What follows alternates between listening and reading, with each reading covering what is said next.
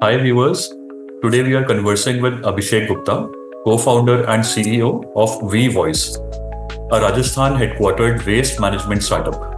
So Abhishek has over 7 years of experience in social entrepreneurship, design and technology domains, and he aims to play a pivotal role in transforming the waste management sector through innovative and sustainable solutions.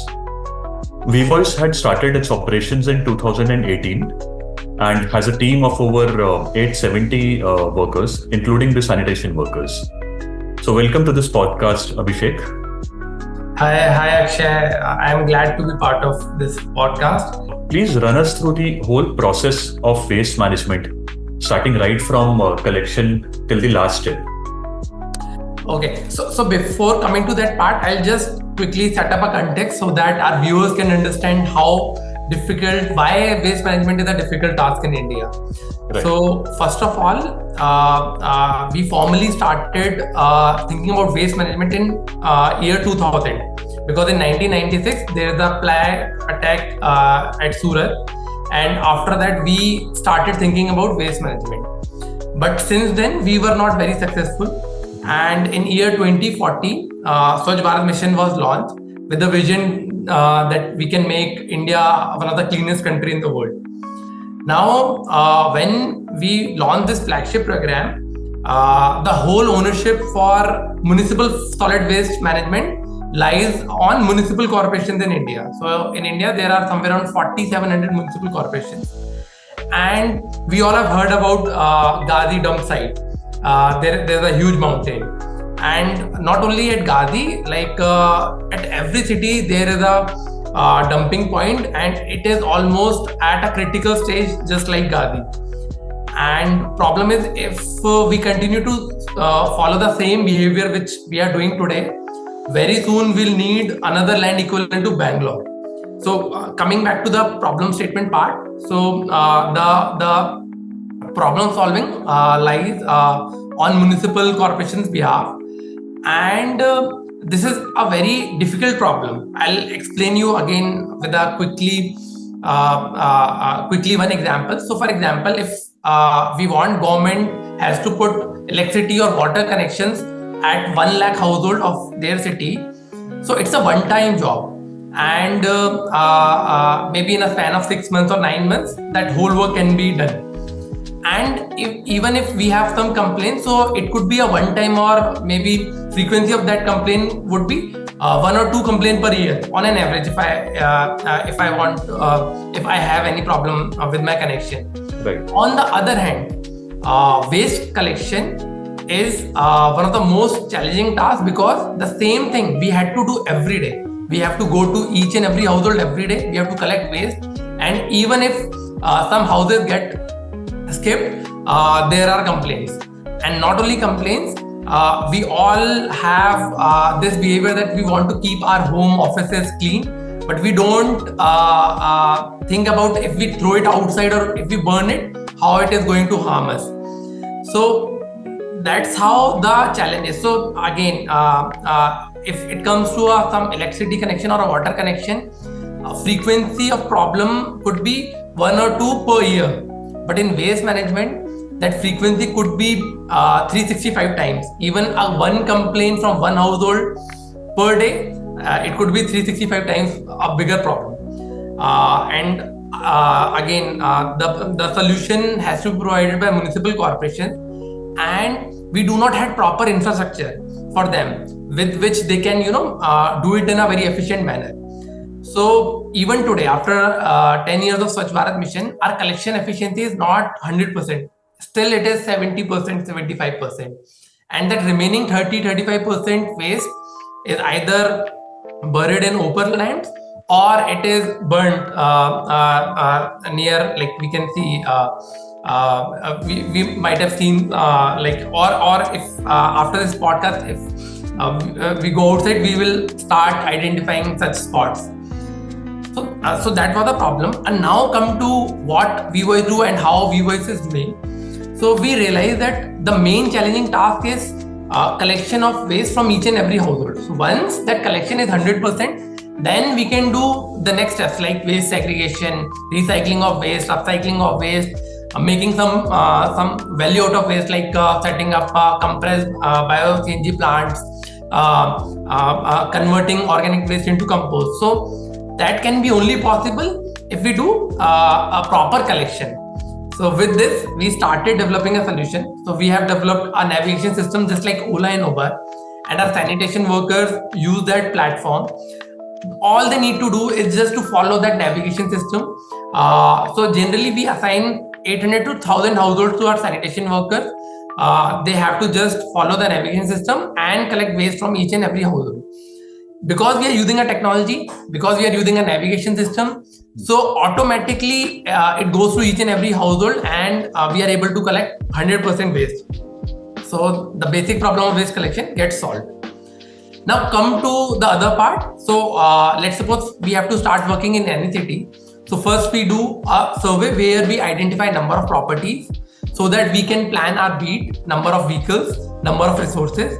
After that, we divide beats into some route plans. So let's suppose there are 1 lakh households. So we'll typically arrange 100 to 120 vehicles for waste collection, and we'll arrange 250 sanitation workers who will go to each and every household every day.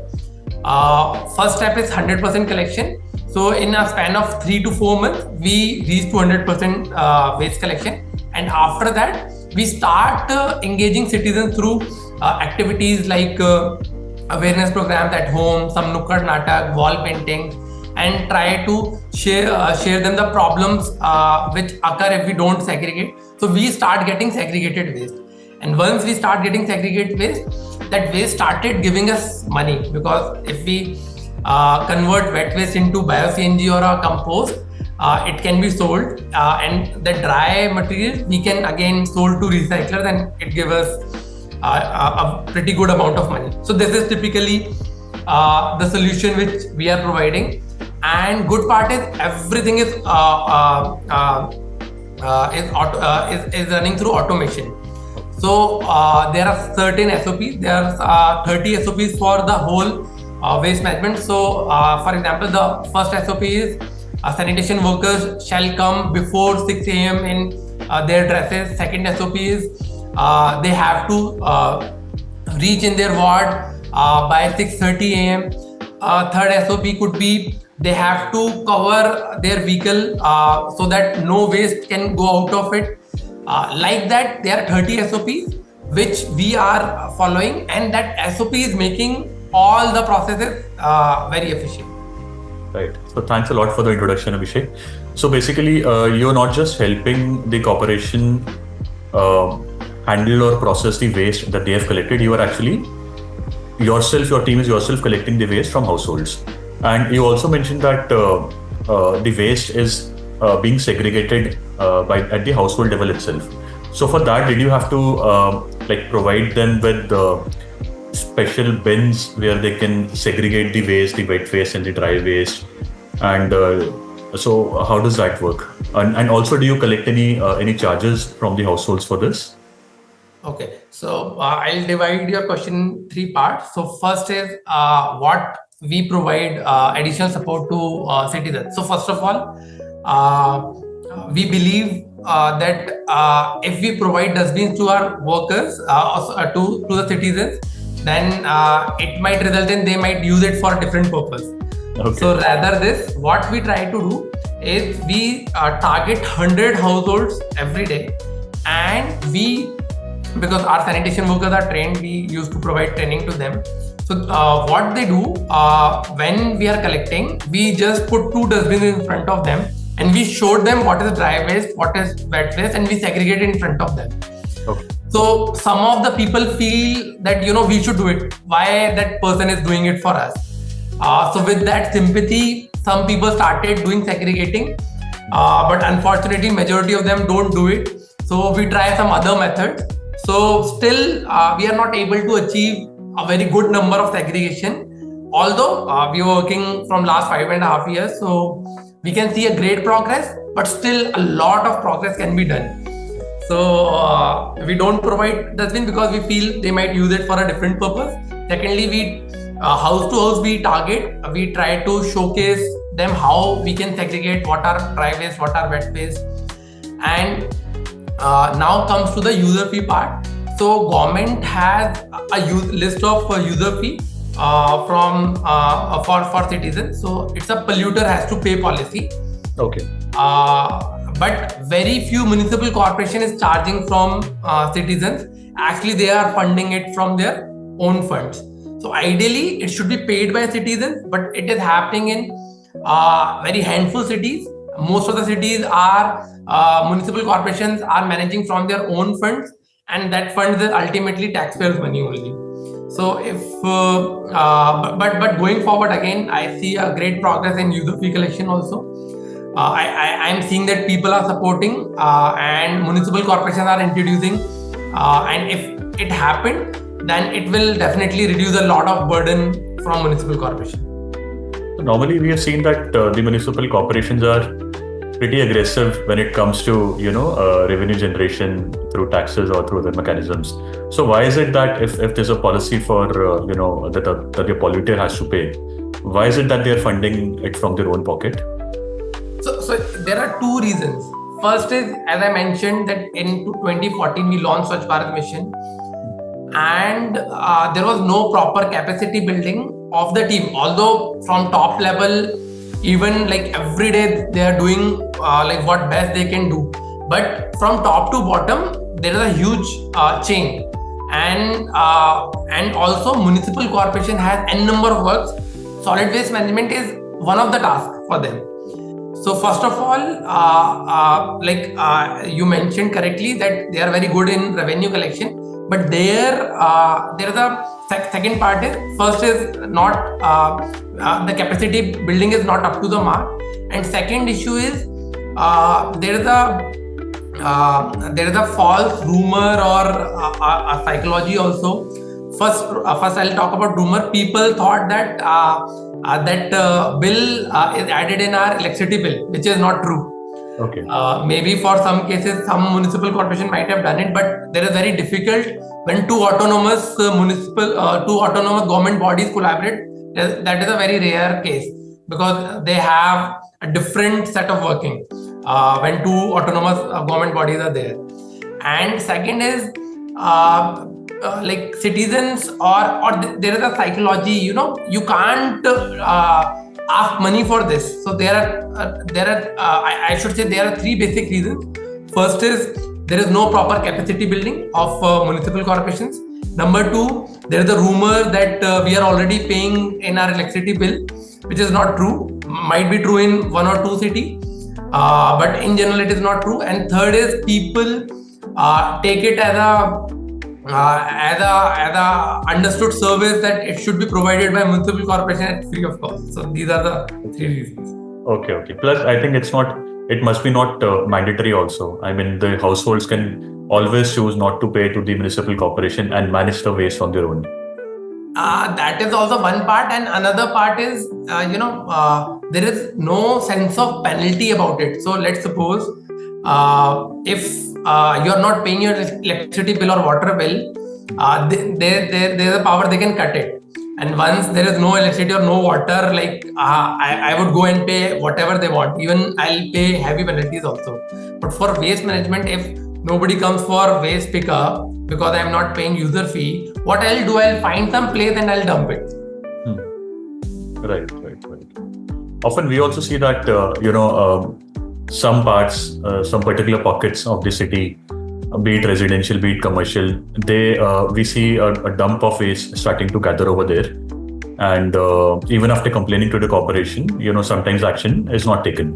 So from that point, if you can explain or share with us what is the policy framework in the country around waste handling by the households and by the corporation level, if you can throw some light on that. Yeah, actually, you have asked me the correct question and need of the hour. If this, if our viewers can understand this, then this can help us as India, we can do a lot good. Right. So, for municipal corporations as a policy, as you mentioned, there should be 100% waste collection from every entity. be it a household or be it any shop or maybe hospital or hotel. There is only one catch here. If you are a bulk waste generator, like if you are a society or you are a big hotel or a marriage garden and your waste generation is more than 80 kg, then you have to manage on your own. But at the same time, municipal corporation won't charge anything to you. On the other hand, in other cases, if your waste generation is less than 80 kg per day, then municipal corporation is bound to send vehicles to each and every entity. And against to this service, they had to pay a user fee. Unfortunately, again, the root cause is improper capacity building or a weak infrastructure for waste management. We are not able to send vehicles to each and every entity. Secondly, we are not asking our citizens to pay user fee. So that is in terms of policy. Even if you put some complaint like our waste, like somebody has kept waste here, we need it. It needs to be clean. So as a policy, it has to be cleaned. Okay. By municipal corporation. Now come to the citizen part. So citizen has only one obligation: they have to segregate at source. Again, we are also failing at our duty. Like if I say there is only 70% collection, I tell you less than 15% is segregation at source, which is a very low number. So we should also understand we should segregate. And I'm telling you, we are taking it very lightly. In coming few years, it will come out as a crisis. Right. And then we had to pay a huge amount for our waste management. So if we can be aware now, then nothing better can be done. Right. So let's move on from waste collection to let's assume the waste has now reached the solid waste management facility. I think you call it the material recovery facility. So what happens over there? How is the waste segregated? How do you classify the different types of waste? And as a follow-up question to that, how are different types of waste that is segregated and how are they treated? Right. So I'll tell you one theoretical answer and I'll tell you one practical scenario. As I mentioned, only less than 15% waste is segregated. So if waste is segregated, you can do wonders. So first I'll talk about the theoretical things, or the cases where less than 15% things are happening. So less than 15% waste is segregated. So now first I'll talk about this 15% waste. So once this waste is segregated, so we can right now let's classify into two things: wet waste and dry waste. So for wet waste, we can do two things. One is if quantity of waste is very less, so we can convert that wet waste into compost, which can be used in gardening or in farming, or currently in our agriculture land we are using lot of chemicals or pesticides and urea. So that compost can be used by farmers or people who are interested in gardening.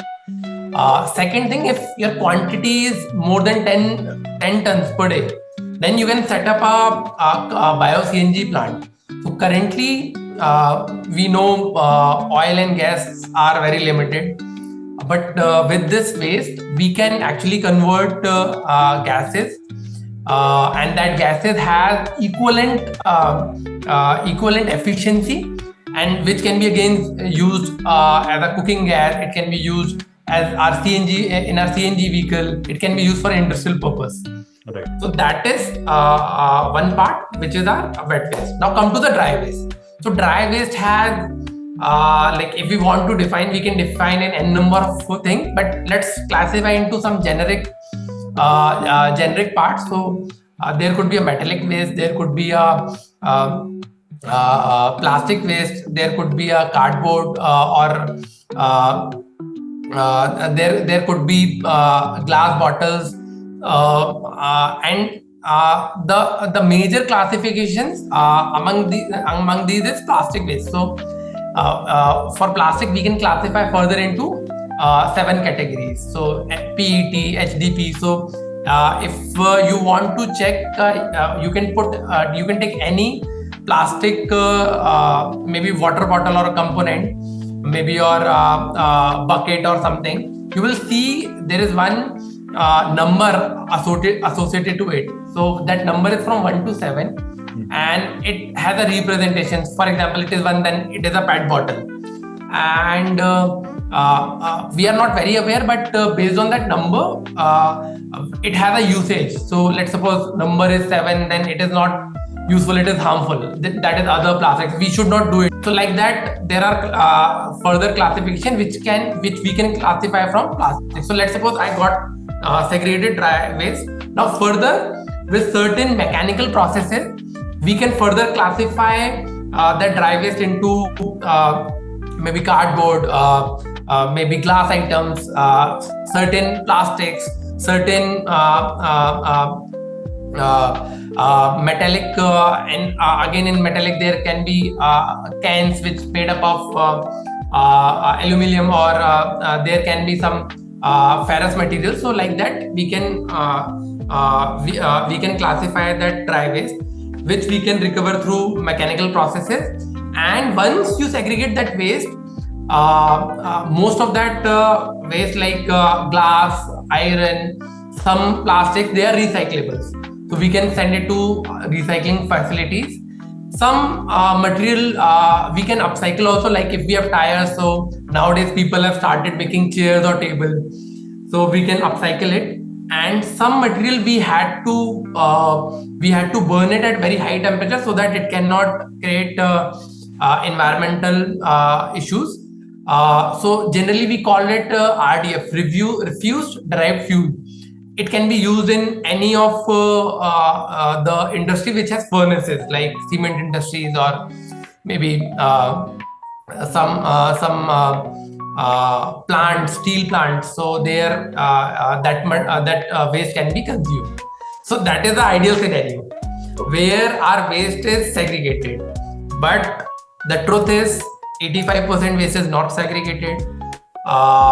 And unfortunately it is going into a dump site, and we are not only losing money from that waste, also for cleaning those landfills we had to again spend somewhere around 50 paisa to 80 paisa per kg for cleaning that waste. Okay, but the waste is not segregated at the household level. So Right. Don't the sanitation workers, when they collect that unsegregated waste, the 85% waste, and they bring it to your facility, do they not segregate it themselves over there? So they do, but problem is, so just imagine we have food item and it has some oil in it, right? And I have some notebooks. I put it together, I put it in the bin, and like that 800 other people also have done in the same way. Now our sanitation worker can take out that notebook, but that value, which can be 10 rupees or 12 rupees per kg, now it come down to 1 rupee or 2 rupee per kg. And that is when our sanitation workers are doing segregation. If we are not doing it, then it is going to landfill. Another issue is, if we are segregating at source, then we don't need anyone to segregate, and which has a lower value. What is happening? We are mixing that waste. Now we need another person which has capacity of segregating 200 to 300 kgs of waste. That too, that 10 kg, 10 rupees per kg value reduced to 1 or 2 rupee per kg. Right. So one is we have to put additional resource which can maybe segregate 100 to 200 kgs only, and that too, that segregated value has a very lower value. So generally, where segregation do not happen, nobody is segregating at processing sites. But then what do you do with the unsegregated waste over a period of time when it collects? And you mentioned that you have to pay to get it cleaned. So where does that waste then go? Yeah, it is. So actually, whatever I am sharing it with you, I am sharing it in general. In general, what is happening in 4700 ULBs. But there are cities like Indore, Surat, where segregation is actually happening, and the sites where we are operating. So we are currently operating 15 cities. So there we have very good amount of segregation. And when there is a segregation, then you can do a lot more things. Like as I mentioned, we can set up bioCNG plants. We can recover dry material and send it to recycler. So it is happening, but our number is only 15, and total ULBs are 4,700. Okay.